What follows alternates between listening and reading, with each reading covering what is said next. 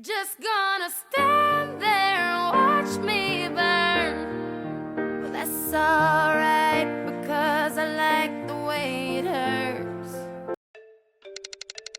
Everybody's talking about foldable smartphones. This is fresh, this is new, shows promise of something different.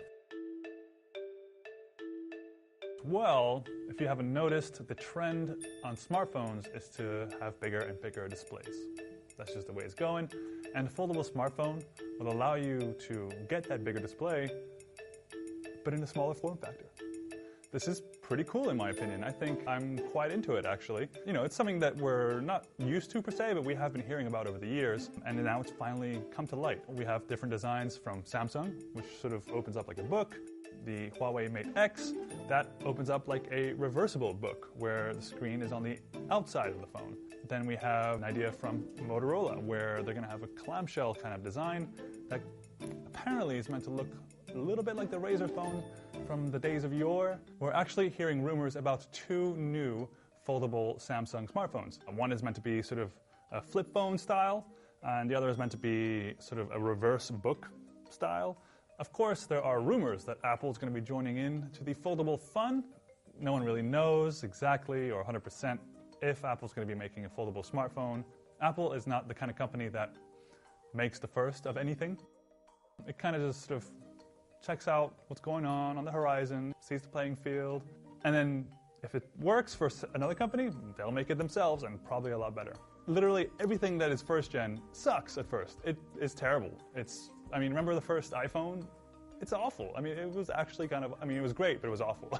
These are the first iterations of these smartphones, and it's brand new design, it's brand new form factor, and honestly, it doesn't feel like there's a lot in place to support these phones. No phone maker has a concrete idea of how the foldable phone should fold, or how it should look, or how it should work in general. Thing is about the foldable phone so far is the price tag. That is just crazy. It's just nuts.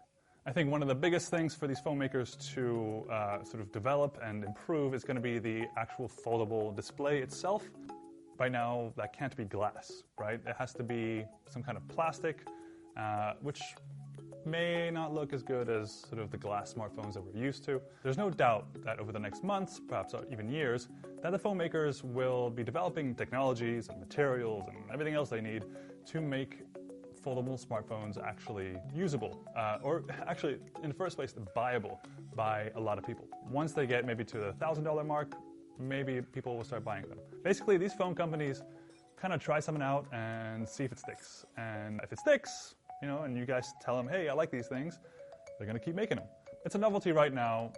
Huge risk if you buy it right now as well, but it is pretty cool. I think this is going to be something. Just a few things that need to happen first. Phone makers need to develop the technology, make screens better and less breakable when you bend them like 10,000 times. So I would hold off for now, give it a few years, get all the kinks out the way, give it a few generations. Maybe over time, it'll get a lot less expensive. They also need to figure out what kind of design the foldable smartphone should have. Should the screen be on the inside? Should it be on the outside? Should it open like a pamphlet? Tons of questions to be answered.